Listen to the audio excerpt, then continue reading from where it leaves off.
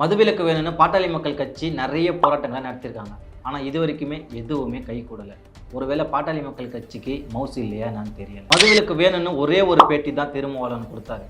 ஆனால் அது பூதாகரமாக இன்னி வரைக்கும் வெடிச்சுக்கிட்டே இருக்கு. திருமாவளவன் மவுசு வேற யாருக்கும் தெரியலைன்னு நினைக்கிறேன். ரொம்ப நாளாவே சேனல், சோஷியல் மீடியா அப்படி இப்படின்னு எல்லா இடத்துலையுமே மதுவிலக்கு அப்படிங்கிற ஒரு விஷயம் தான் பரவலாக ஓடிட்டு இருக்கு. இதெல்லாம் பற்றி தான் இந்த வீடியோவில் நம்ம பேச போறோம்னா அதுதான் கிடையாது.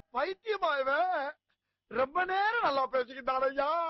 அதுக்கு பதிலாக இதுக்கு முன்னாடி தமிழ்நாட்டில் மதுவிலக்கு இருந்ததா இல்லையா? ஃபர்ஸ்ட் மதுவை தமிழ்நாட்டுக்குள்ள கொண்டு வந்தது யாரு? மதுவை டாஸ்மாக்குள்ள கொண்டு வந்தது யாரு? டாஸ்மாக்குள்ள சாராயத்தை கொண்டு வந்தது யாரு? மதுவிலக்குனா என்ன? மதுவை ஒழிச்சிட்டா மற்ற எல்லாமே மாறிடுமா? இல்ல மதுவை ஒழிக்கணும்னா என்ன பண்ணணும்? இதை பத்தி தான் இந்த வீடியோல நம்ம ஃபுல்லா பார்க்க போறோம்.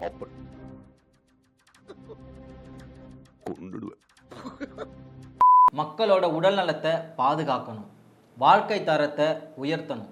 இதுக்காக தான் இந்தியன் லா ஆர்டிக்கல் 47ல் மதுவிலக்கு நடைமுறைப்படுத்தலான்னு ஒரு சிஸ்டம் இருக்குது. தமிழ்நாட்டில் ஃபஸ்ட்டு மதுவிலக்கு எங்கே கொண்டு வந்தாங்கன்னு உங்களுக்கு தெரியுமா? 1937ல் ராஜாஜி அப்போதைக்கு தமிழ்நாட்டில் பிரதம மந்திரி, அதாவது இப்போ முதலமைச்சர்னு சொல்கிறோம், அப்போ பிரைம் மினிஸ்டர்னு தான் சொல்லுவாங்க. அந்த டைமில் சேலத்தில் தான் ஃபஸ்ட்டு மதுவிலக்கை கொண்டு வந்தார் ராஜாஜி. தமிழ்நாட்டிலே அப்போ இருந்த 25 மாவட்டத்தில் சேலம் மாவட்டத்தில் தான் ஃபஸ்ட்டு மதுவிலக்கை கொண்டு வந்தாங்க. அந்த டைமில் சேலத்தோட மாவட்ட ஆட்சியர், டிஸ்ட்ரிக்ட் கலெக்டர்னு சொல்கிறோம்ல அப்போ யார் இருந்தார்னா டிக்சன் அப்படிங்கிறவர் தான் சேலம் மாவட்டத்தோட கலெக்டராக இருந்தார். அவர் ராஜாஜிக்கு ஒரு லெட்டர் ஒன்று எழுதுறாரு. அந்த லெட்டரை இவர் ஃபஸ்ட்டு சட்டசபை கூடும்ல, அந்த பட்ஜெட்டில் இந்த டிக்சன் எழுதின அந்த கடிதத்தை ராஜாஜி படித்து காமிச்சாரு. அந்த லெட்டரில் அவர் என்னதான் டிக்சன் எழுதியிருக்காரு அப்படின்னு சொல்லிட்டு நம்ம படிக்கலாம். மதுவிலக்கு நடைமுறைக்கு வந்த இந்த 3 மாத அனுபவத்தில் ஏழை மக்களுக்கு வாய்த்த வரம் இது என்பதை நான் உணர்ந்து கொண்டேன். மிக குறைந்த ஊதியம் பெறும் கூலி தொழிலாளர்கள் குடித்து உடலை கெடுத்து கொள்வதுடன் குடும்பத்தையும் வறுமை நெருப்பில் பொசுக்கி விடுகிறார்கள். மதுவிலக்கு வந்த பின்பு அவர்களது வருவாய் முழுமையாக வீட்டுக்கு செல்கிறது. சாவும் நோயும் நீங்கி அவர்கள் வாழ்வதற்கு வழி பிறக்கிறது என்று அந்த கடிதத்தில் டிக்சன் எழுதினதா ராஜாஜி படிக்கிறார். அந்த கடிதத்தில் அவர் என்ன சொல்ல வர்றாருன்னா, இப்போ எப்படி நிறைய பேர் குடிச்சிட்டு காசு சம்பளத்தை எடுத்துகிட்டு போய் வீட்டில் கொடுக்கறது இல்லையோ, அதே மாதிரி தான் அந்த காலத்துலேயும் இருந்திருக்காங்க. அதனால் அவங்க மனைவி குழந்தைகள்லாம் பசியால் வாடுது. இப்போ அந்த மதுவிலக்கு கொண்டு வந்ததுக்கு அப்புறமா தான் இவங்க எல்லாரும் பசியாறி சாப்பிட்றாங்க அப்படின்னு சொல்லிட்டு அவர் சொல்கிறாரு. சரி, சேலத்தில் மட்டும்தான் மதுவிலக்கு இருந்ததா? அப்போ இந்தியாவில் வேறு எங்கேயுமே இல்லையா? தமிழ்நாட்டில் ஃபுல்லாகவே இல்லையா அப்படின்னு கேட்டால் தமிழ்நாட்டில் மதுவிலக்கு இருந்துச்சு. என்னடி சொல்ற? நீ என்ன சொல்ற? என்னடி சொல்ற? இந்தியா சுதந்திரம் வாங்கினதுக்கு அப்புறம் மாநிலங்கள்லாம் பிரிக்கப்பட்டதுக்கு அப்புறமா தமிழ்நாட்டில் குமாரசாமி ராஜா அப்படிங்கிறவர் முதலமைச்சராக இருந்தார். அவர் தான் ஃபஸ்ட்டு அப்போ இருந்த 25 மாவட்டங்களுக்கும் மொத்தமாக சேர்த்து தமிழ்நாடு முழுக்க மதுவிலக்கை கொண்டு வந்தார். 1949லேருந்து 1971 கிட்டத்தட்ட 22-23 வருஷமாக அது வரைக்குமே மதுவோட சுவையையும் மனத்தையும் யாருமே தமிழ்நாட்டில் பார்த்ததே இல்லை. இதில் முக்கியமாக சொல்ல வேண்டியது, அந்த டைமில் காமராஜ் ஆட்சி இருந்தது. அப்போ தான் அறிஞர் அண்ணாவோட தலைமையில் திமுக ஆட்சிக்கு வராங்க. 1971 வரைக்கும் மதுவிலக்கு இருந்ததுன்னு சொல்கிற, ஆனால் அண்ணா ஆட்சி ஏற்றதுக்கு அப்புறமே மதுவிலக்கு இல்லைன்னு சொல்கிறேன். இதை எதை தான் நம்புறது? அண்ணா ஆட்சி அமைச்சது 1967ன்னு சொல்கிறீங்க. இதில் எப்படி நாங்கள் நம்புறது அப்படின்னு நீங்கள் கேட்பீங்க. அண்ணா ஆட்சி அமைச்சதுக்கு அப்புறம் 2 வருஷத்தில் அண்ணா இறந்துட்டாருன்னு நம்ம எல்லாருக்குமே தெரியும். அவர் இருக்கிற வரைக்கும் மதுவிலக்கில் அவர் எந்த ஒரு தடையுமே போடலை. மதுவிலக்கு அப்படியே தான் இருந்துச்சு.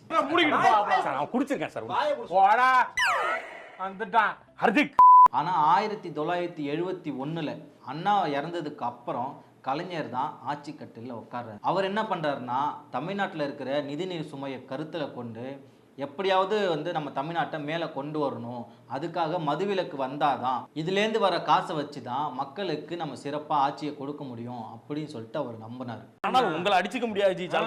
என்ன அடி சிங்கிறீங்களே, எனக்கு இன்னொரு போட்டியா போயிட்டு இருக்குங்க. இவன் 4 தடவை இன்னைக்கு தான்டா போட்டான், நானும் பொண்ணுமில்ல. அன்னைக்கு ஆரம்பிச்சது தான் மது தமிழ்நாட்டுக்குள்ளே வந்துச்சு. இது வரைக்கும் தமிழ்நாட்டை விட்டு மது வெளியவே போகலை.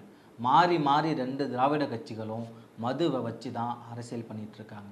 சரி, மதுன்னு சொல்கிறீங்க, இப்போ டாஸ்மாக் அப்படின்னு சொல்லிட்டு தானே இங்கே இருக்குது. அப்படின்னா என்ன? யார் ஃபஸ்ட்டு டாஸ்மாக்னு மாற்றினது?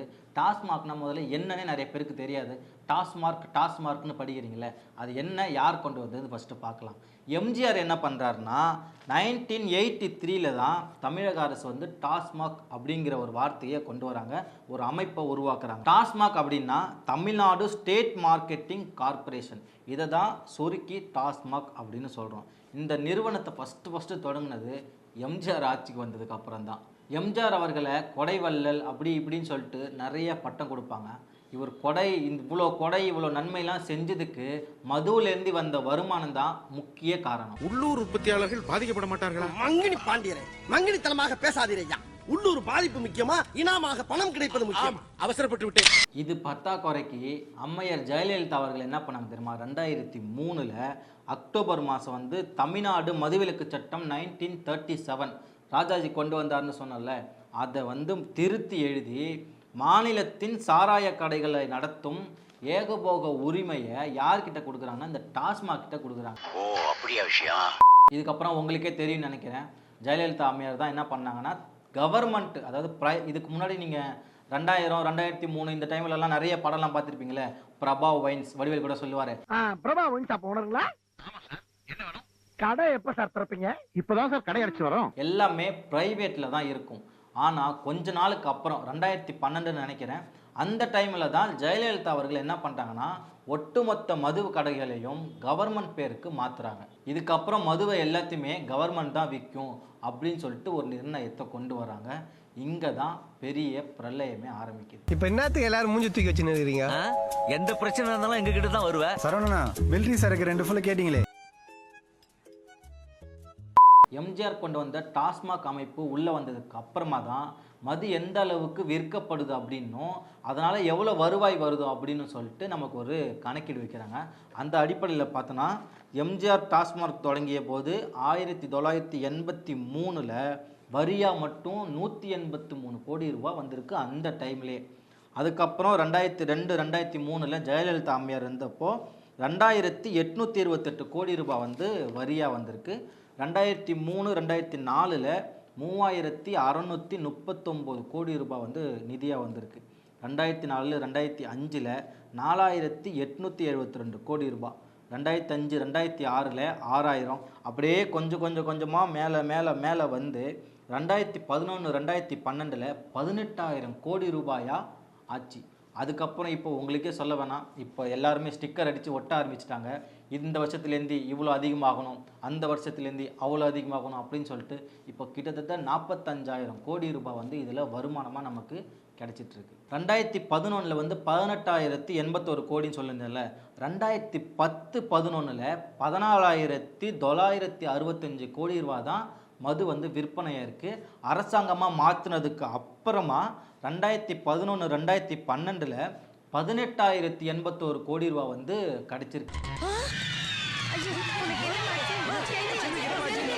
கிட்டத்தட்ட 20% வந்து அதிகமான அளவு அமௌண்ட் வந்து கவர்மெண்ட்டுக்கு கிடைச்சிருக்கு, சாராயத்தை கவர்மெண்ட்டாக மாற்றினதுக்கு அப்புறம். மதுவை வந்து நிறுத்த முடியுமா முடியாதான்னு கேட்டால் நிச்சயமாக நிறுத்த முடியும். ஆனால் நிறுத்த முடியாது அப்படின்னு சொல்லிட்டு மதுவை அவ்வளோ சீக்கிரம் ஒழிக்க முடியாது அப்படின்னு அரசாங்கமே ஏன் சொல்கிறாங்கன்னா, நாங்கள் வந்து இலவசம்லாம் கொடுக்குறோம்ல, எவ்வளோ இப்போ நிறையா இலவசங்கள்லாம் கொடுக்குறாங்க, இந்த 1000 ரூபாய், அப்புறம் பஸ்ஸுக்கு ஃப்ரீ, இந்த மாதிரி நிறைய இலவசங்கள்லாம் இருக்குல்ல, இது எல்லாத்தையுமே நாங்கள் வந்து மதுவிலேருந்து வர இந்த அமௌண்ட்லேருந்து தான் கொடுக்குறோம் அப்படின்னு சொல்லிட்டு ஒரு பெரிய முட்டு கொடுத்துட்ருக்காங்க அரசாங்கம். என்ன ஏகாதேசம் என்ன சிங்க மாதிரி நடந்து போயல, சுங்கி மாதிரி நடந்து போறியா? சொட்டப்பல இதுக்கு முன்னாடி நம்ம மக்கள் யாராவது குடித்தாங்க அப்படின்னா பெரியவங்களோ இல்லை முன்னோர்களோ என்னெல்லாம் சொல்லுவாங்கன்னா, தம்பி குடிக்காதரா, அது பாவம், தப்பு, இந்த மாதிரிலாம் சொல்லுவாங்க. ஆனால் ஒரு மது கடையை அரசாங்கமே நடத்துகிறப்போ, அரசே வந்து நீ குடிடா அப்படின்னு சொல்லிட்டு ஒரு பாட்டிலை கொண்டு வந்து நம்மக்கிட்ட கொடுக்குறாங்க, காசு கொடுத்து தான் வாங்குகிறோம், இருந்தாலும் அரசாங்கமே அதை வழி நடத்துகிறங்கிறப்போ இது வந்து ஒரு தப்பான செயலே இல்லைன்னு சொல்லிட்டு முழுக்கமாக மாறிடுச்சு. இதனால் இளைஞர்கள்லாம் என்ன பண்ணுறாங்க அப்படின்னா, இளைஞர்கள் மட்டும் இல்லை, சின்ன பசங்கள்லாம் குடிக்கிறத வந்து ஒரு சமூக அந்தஸ்து அப்படின்னு நினச்சிக்கிறாங்க. அப்படின்னு நினச்சிக்கிட்டு பொது இடத்துல உட்காந்து குடிக்கிறது, இந்த மாதிரி விஷயத்துலலாம் அப்பா அம்மா முன்னாடிலாம் உட்காந்து குடிக்கிறாங்க. அப்போல்லாம் ப்ரைவேட் நடத்துது அப்படிங்கிறதுனால நிறைய பேர் பயந்துக்கிட்டு தான் போய் குடித்தாங்க. அதுக்காக குடிக்கிறது சரின்னு நான் சொல்லலை, பயந்துக்கிட்டு போய் குடித்தாங்க. ஆனால் இப்போ அரசே வந்து மதுக்கடையை நடத்துது அப்படிங்கிறதுனால அரசே நடத்துகிறப்ப நமக்கு என்னப்பா, அரசாங்கம் நமக்கு தான் தப்பாக செஞ்சிடும் அப்படின்னு சொல்லிட்டு நம்ம பசங்களே போய் குடிக்க ஆரம்பிக்கும். இப்போ நீங்கள் எந்த அளவுக்கு மதுவை விற்று அதுலேருந்து வர பணத்துலலாம் இலவசங்க கொடுக்குறீங்க, அதனால தான் வந்து எங்களால் மதுவை ஒழிக்க முடியல அப்படி இப்படி நிறைய புனை சுருட்டுகள்லாம் எச்சராஜா சொல்கிற மாதிரி நீங்கள் சொல்கிறீங்க. அதெல்லாம் புனை சுருட்டுக்கள். எதுக்கு? ஐ கண்டெம் யூ, கெட் அவுட். இலவசமாக நீங்கள் என்ன கொடுத்தீங்க அப்படின்னு சொல்லிட்டு இப்போ டேட்டாவை நான் பின்னாடி சொல்கிறேன்.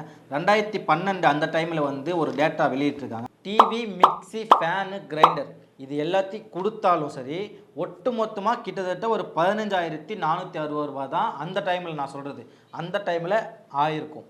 இப்போ வந்து ஒரு ஆள் குடிக்கிறாங்கல்ல, ஒரு வீட்டுக்கு ஒருத்தவங்க எடுத்துட்டா கூட ஒரு ஆள் வந்து ஒட்டு மொத்தமாக கிட்டத்தட்ட ஒரு அந்த 5 வருஷத்துக்கு ஒரு வாட்டி எடுத்துக்கிட்டா கூட 1,46,000 ரூபாய்க்கு வந்து குடிக்கிறாங்க. இதை பற்றி ஜேர்னலிஸ்ட்டு இந்த மாதிரி நிறைய பேர் வந்து என்ன சொல்கிறாங்கன்னா, மதுவிலக்கை ஒரே நாளில் கொண்டு வர முடியாது, கொண்டு வரவும் வேணாம்.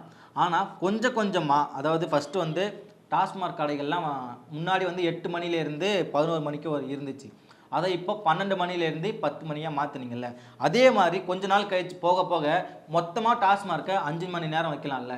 அந்த 5 குறுகிய கட்டத்தில் குடிச்சிட்டு இருக்கிறவன் சைட்டாக குடிச்சிட்டு வீட்டுக்கு போயிடுவான் அப்படின்னு சொல்லிட்டு ஒரு விஷயத்த சொல்கிறாங்க. குடிப்பவரோட வயது வரம்பு வந்து ஒரு முக்கியமான விஷயம். 21 வயசுக்குள்ளே இருக்கிறவங்க வந்து வாங்கக்கூடாது அப்படின்னு சொல்லிட்டு சொல்கிறாங்க. அதை வந்து இப்போ 25 மாற்றுங்களேன். ஏன் வந்து 25 மாற்றக்கூடாது? 13லேருந்து 21 வயசுக்குள்ளே ஒரு விஷயத்தை நீங்கள் பண்ணுறீங்க, ஏதாவது ஒரு விஷயம் பண்ணுறீங்கன்னா அது வந்து அடிக்ட் ஆகும் அப்படின்னு சொல்லிட்டு நிறைய நுண்ணறிவு ஆராய்ச்சி மையத்துலலாம் சொல்கிறாங்க. எந்த ஒரு மது கடையிலையும் டாஸ்மார்க்லேயும் வந்து பார் இணைச்சிருக்காங்கல்ல, அதை வந்து தடை செய்யலாம். இன்னொன்று பொது இடத்துல வந்து குடிக்கிறாங்கல்ல, இவங்களுக்கெல்லாம் கடுமையான தண்டனை கொடுத்தா அங்கே வந்து குடிக்க மாட்டாங்க, வீட்டுக்கு வாங்கிட்டு போய் தான் குடிப்பாங்க. இது மூலயமா வந்து நீங்கள் ஆக்சிடென்ட் நடக்கிறதையோ பிரச்சனை நடக்கிறதையோ ஏகப்பட்ட விஷயங்களை தடுக்கலாம். இப்போ வந்து இலவசமாக பெண்களுக்கு 1000 ரூபாய் கொடுக்குறீங்க, அது மட்டும் இல்லாமல் பஸ் வந்து ஃப்ரீன்னு சொல்கிறீங்க. இது எல்லாத்தையுமே நீங்கள் மதுவிலேருந்து தான் எடுத்து கொடுக்குறீங்க அப்படின்னு சொல்லிட்டு சொல்கிறீங்கல்ல. பூரண மதுவிலக்கை தமிழ்நாட்டில் ஒரு தடவையாவது கொண்டு வந்து பாருங்கள். இந்த அமௌண்ட் எல்லாமே நீங்கள் சொல்கிற மாதிரி இந்த பெண்களுக்கு வந்து ஆண்களை நம்பி இருக்கக்கூடாது, 1000 ரூபாய் கொடுக்குறீங்கன்னு சொல்கிறீங்களே, இந்த மது விலக்கை நீங்கள் கொண்டு வந்து பாருங்கள். அவன் சம்பாதிக்கிற ஒட்டுமொத்த பணமும் அவன் மனைவி கிட்ட தான் போகும். அதை வச்சு அவங்களால குடும்பம் நடத்தவும் முடியும், பஸ்ஸுலையும் போக முடியும்.